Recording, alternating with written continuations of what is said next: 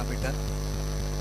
మొదటగా అసలు బ్రదర్ దగ్గర మేము ఎలాగ వెళ్ళాము, ఏ స్థితిగా వెళ్ళాము, ఎందుకు వెళ్ళామంటే నా తోటి స్నేహితురాలైన నాకు చెల్లెగా వరుసగా ఉంది వెంకటలక్ష్మి అని నా తోటి ఉద్యోగస్తురాలే.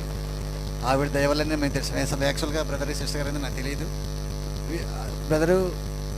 ఆ బ్రదర్ సిస్టర్ గారు చాలా బలవంతమైన శక్తివంతమైన ప్రేయర్ చేస్తున్నారు.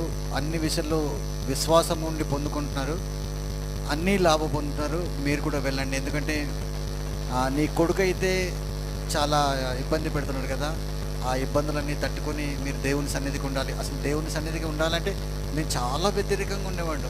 అసలు నా చెల్లి దగ్గర అయితే నిజంగా ఏ తప్పులు మాట్లాడుతున్నా నాకే తెలియదు. ఆ రకంగా ఉండి ఒకనప్పుడు అయితే బైబిల్ కూడా కాల్చి పడేయమని అంత దుర్మార్గంగా మాట్లాడినాడు. ఈరోజు దేవుని లేకపోతే నా జీవితమే వేస్ట్ అనిపిస్తుంది, దేవుని లేకపోతే నా బ్రతికే వేస్ట్ అంది. నాతో పాటు నా కుటుంబం కూడా. యాక్చువల్గా ఈ స్థితిలో ఉన్నామంటే నా బిడ్డనే బ్రతికించినవాడు దేవుడే.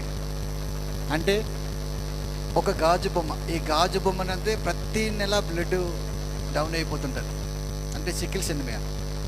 ఆ సికిల్ సెనిమియా నుంచి దేవుడు ఇంతవరకు కాపాడుతుంది. బంగారంలో ఇప్పుడు ఉంది. ఎంత దూరం నేను విడిచిపెట్టి వెళ్తున్నా హ్యాపీగా ఉంటుంది. ఎందుకంటే ఇంతవరకు ప్రతి నెల 5, 6, 7 ఆ దగ్గరికి బ్లడ్ డౌన్ అయిపోయేది.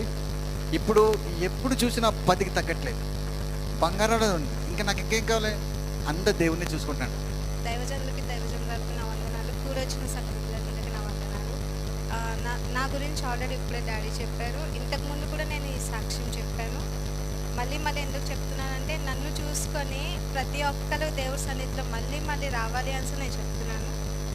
నాకు బ్లడ్ సెల్స్ అనేది 5.6 పాయింట్స్ అలా ఉండేది. నా బ్లడ్లో ఏంటంటే ఒక పురుగులు నా బ్లడ్ అంతా తినేసేది. పురుగులు అనేది ఉండేది నా బ్లడ్లో. నేను అనేది అట్లీస్ట్ ఇలా కూడా నేను ఎంచుకునేదాన్ని కాదు. అట్లీస్ట్ ఇన్ని ఏసీలు ఉన్నాయి, ఇన్ని ఏసీల దగ్గర కూడా నేను ఉండే రకాన్ని కూడా కాదు. నేను బయటికి వెళ్తే బయట నుంచి వచ్చే రకాన్ని కూడా కాదు. అలాంటి స్థితిలో నుంచి దేవుడు నాకు ఇన్ని ఏసీల దగ్గర నుంచి, ఇన్ని ఫ్యాన్ల దగ్గర నుంచి దేవుడు నన్ను కాపాడాడు. ఈ బ్లడ్ సెల్స్ నన్ను అనుకున్నాను. నేను ఒక 1 year అనుకుంటా నేను బ్రదర్ వాళ్ళ దగ్గరికి వెళ్ళి వస్తున్నాను. అయితే ఈ 1 year నుంచి నేను ట్యాబ్లెట్స్ వేసుకోవడమే మానేశాను. ఒక్క ట్యాబ్లెట్స్ కూడా నేను వేసుకోలేదు. ట్యాబ్లెట్స్ వేసుకోవడమే నేను మానేశాను. హాస్పిటల్కి నేను టెస్ట్ చేసుకుంటున్నా. నాకు నెగిటివ్ అనే వచ్చింది కానీ పాజిటివ్ అనేది నాకు రాలేదు.